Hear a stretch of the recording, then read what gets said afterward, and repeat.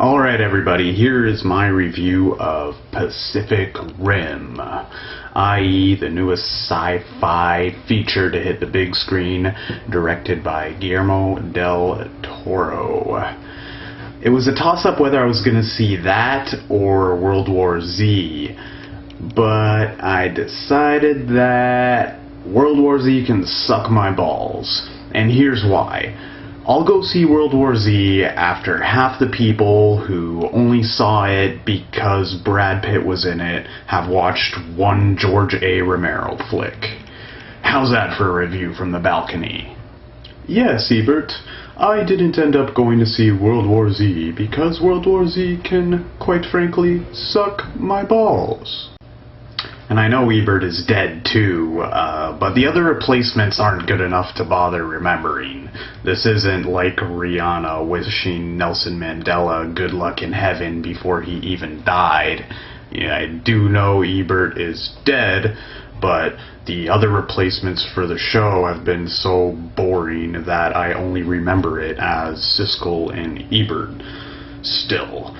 But enough of me relishing about how much of a better host I would be for these movie reviews. Let's actually get on to one. So here's what I liked about Pacific Rim. First off, I liked it because it wasn't a zombie film. Robopocalypse is the odds-on favorite to wipe us out as a species, so that immediately captivated my attention. Also, I liked that it didn't try to be something it was not. It didn't try to make up any of this horseshit dialogue like they do in the Transformers.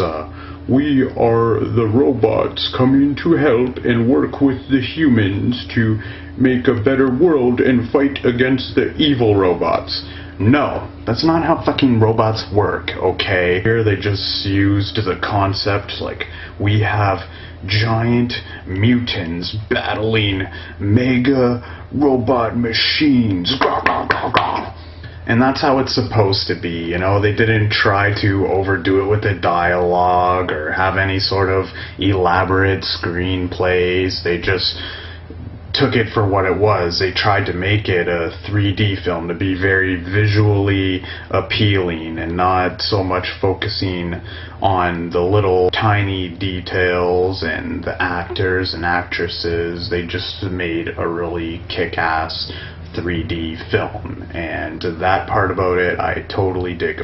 Now here's the stuff that I didn't like so much about Pacific Rim, and I'm gonna nitpick the shit out of it right now because most of my dislikes about the film were about like they tried to make it a film that was in the future, but they got a couple things seriously wrong. There was just like discrepancies in the technology, like severe polarities that don't make any sense, and that wouldn't happen if technology advanced as far as it did to the point where we can build, you know, mega robot monsters the size of skyscrapers that could shoot plasma cannons from human mind control core. The things that piss me off is that there's like a scientist and he's using all this elaborate technology to produce the robots, but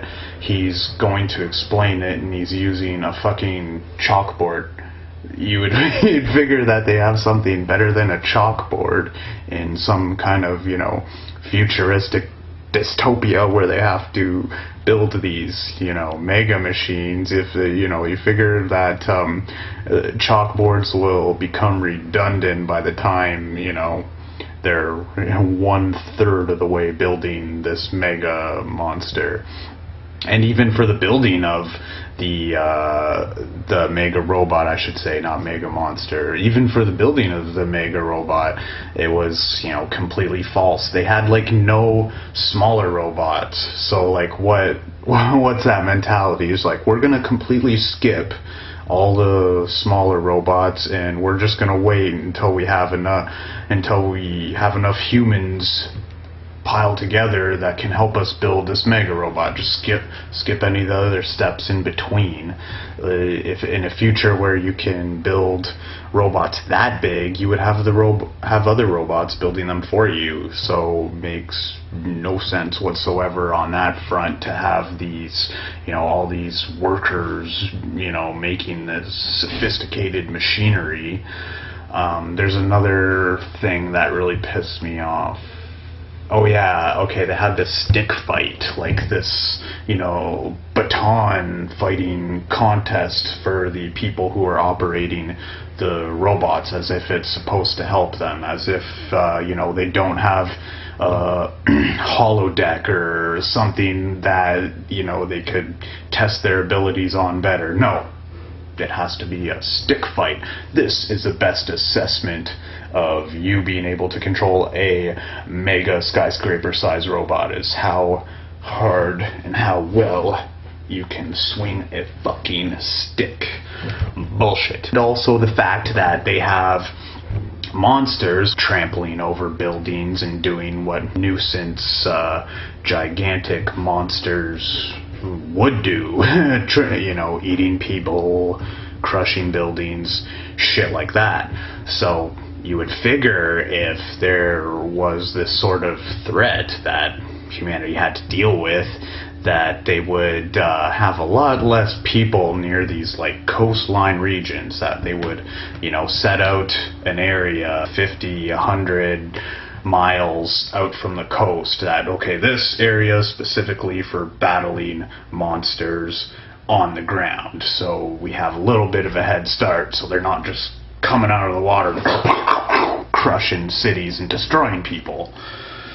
Makes sense to me. It seemed like there's like too much of this inside the water machine fighting instead of on the ground. That would have been cooler to see more on the ground robot versus mutant battles. Okay, now I have two sets of ratings that I want to give for this, which is rare, but I mean, the balance between watching it in 3D and not is so out of proportion that I have to. If you were to see it in 3D, get the full IMAX experience, then I would definitely rate this as, say, 68% out of 100, which is definitely viewable for my standards anyways.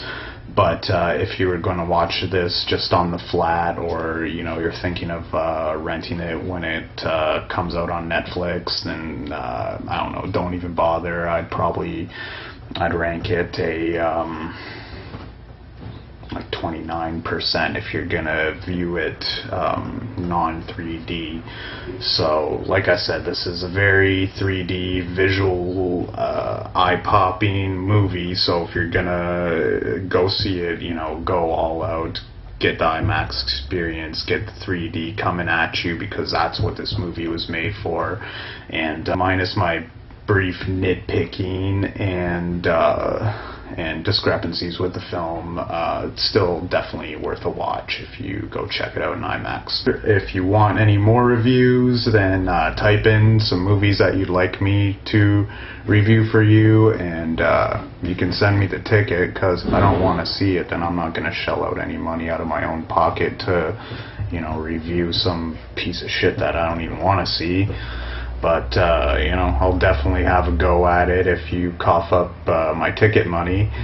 But other than that, stay tuned for some reviews. I'm very picky with the films that I like. I like to do a lot of research before I go and see them. I'm not one of these guys that'll watch a film a week because there's just too much crap out now, right? There's, thousands of films that get released each year, and to expect me to, watch every single turd that, drops my way, you can't expect that. The popular ones I'll go see if I want to see them, and the reviews will keep coming. So stay tuned and keep it locked here on channel Kyle Lewis.